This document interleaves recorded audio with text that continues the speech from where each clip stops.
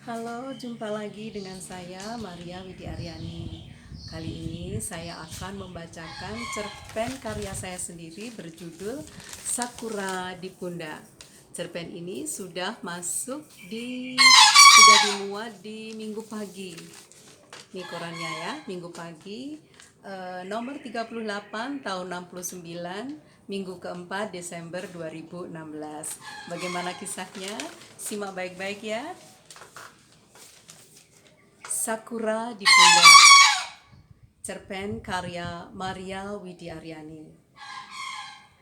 Akhir Maret cuaca mulai hangat di Tokyo.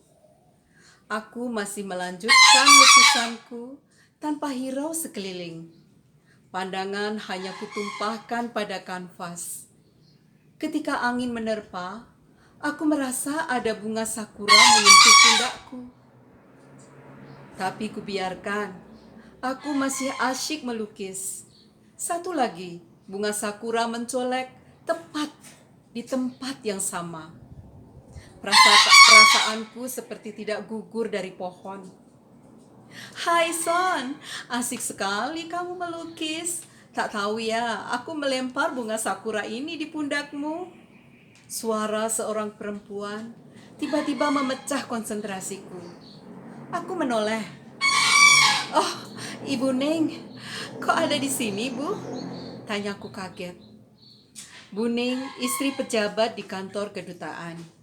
Siapa tidak senang disapa ibu pejabat berparas cantik dan ramah itu?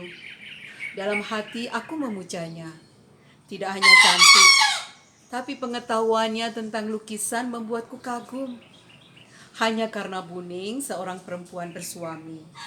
Jadi aku menahan diri. Son, kamu bagus loh jika melukis dengan objek Bali. Aku suka.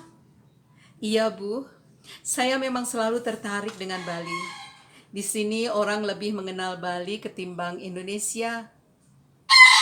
Buning, kenapa ia rajin mengunjungi aku melukis? Mengapa pula aku senang bila dikunjungi oleh beliau?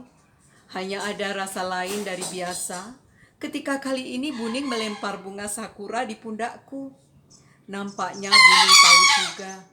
Bagi orang Jepang, sakura merupakan simbol yang penting. Kerap kali diasosiasikan perempuan, kehidupan, kematian. Pun simbol mengekspresikan ikatan antar manusia.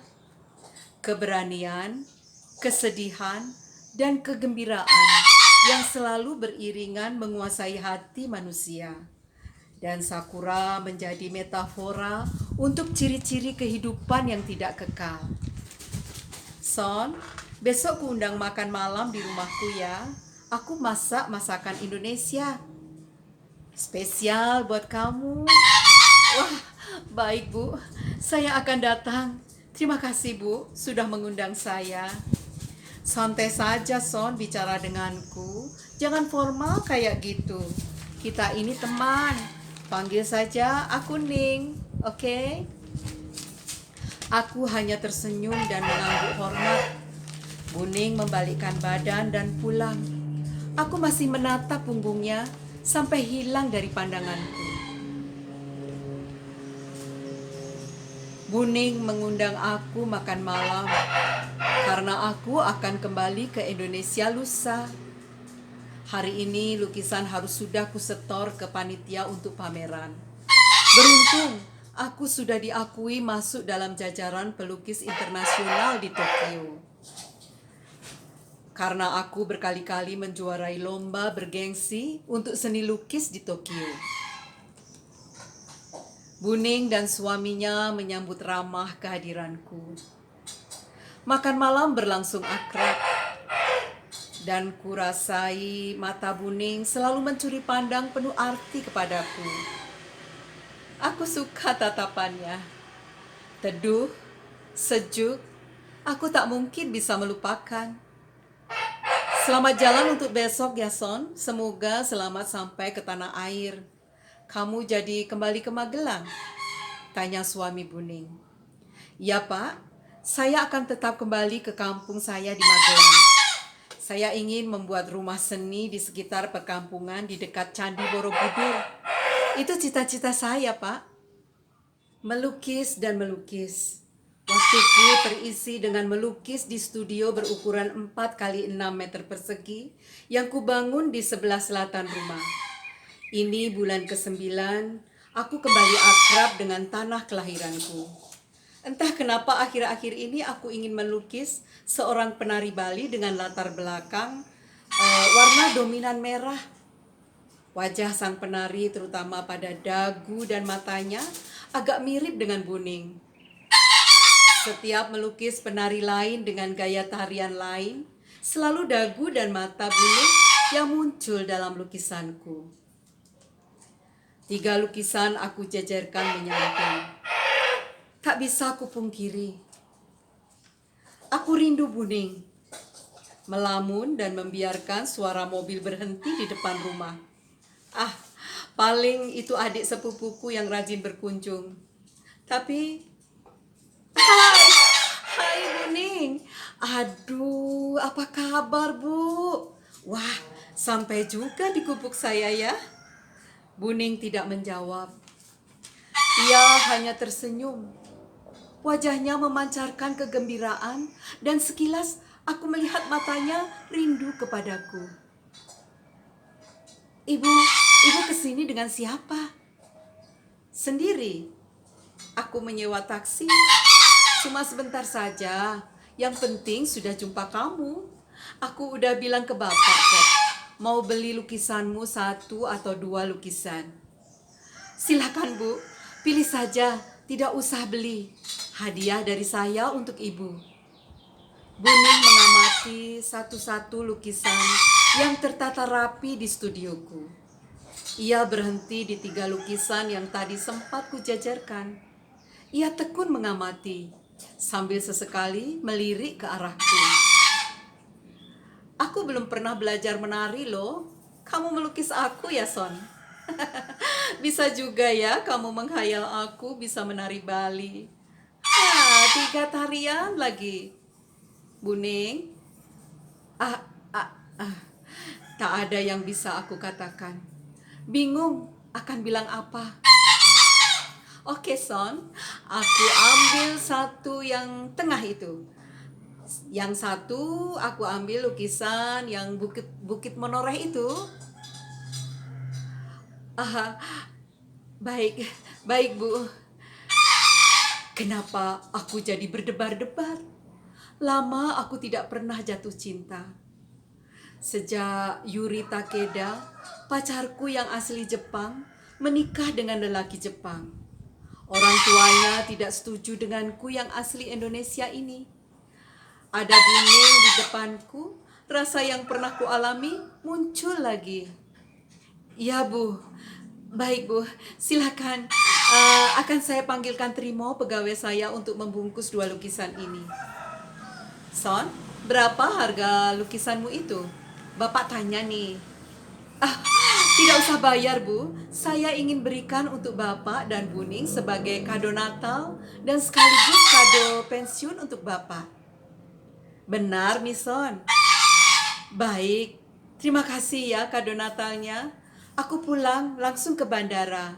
Jam 4 sore take off. Buning langsung ke Jakarta. Salam saya untuk Bapak. Jika ada waktu, saya akan mampir ke Jakarta. Son, benar ya, kalau ke Jakarta kamu harus mampir. Aku suka ada 3 wajahku muncul di lukisanmu. Oke, sampai jumpa Son.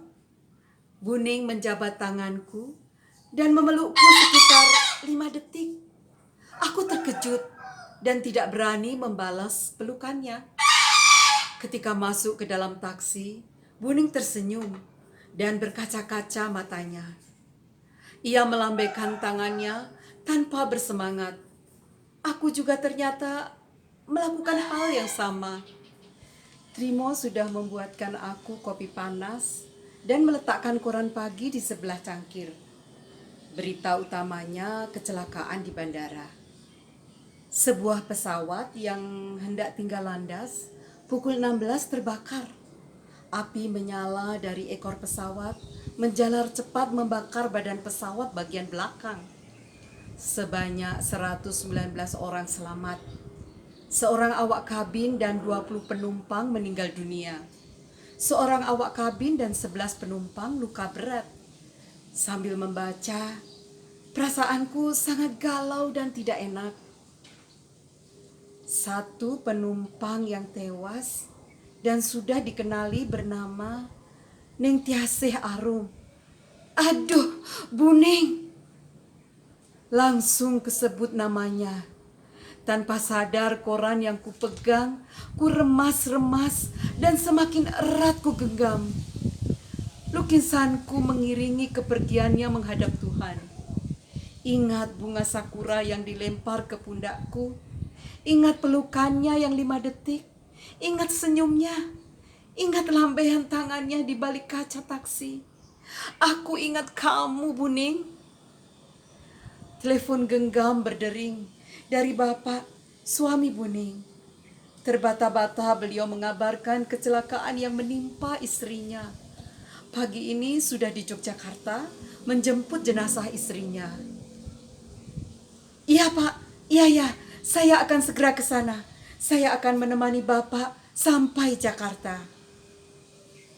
Demikian cerpen saya yang berjudul Sakura di Pundak. Jadi settingnya antara Tokyo, Jakarta, dan Magelang. Oke teman-teman, terima kasih Anda telah menyimak hingga selesai.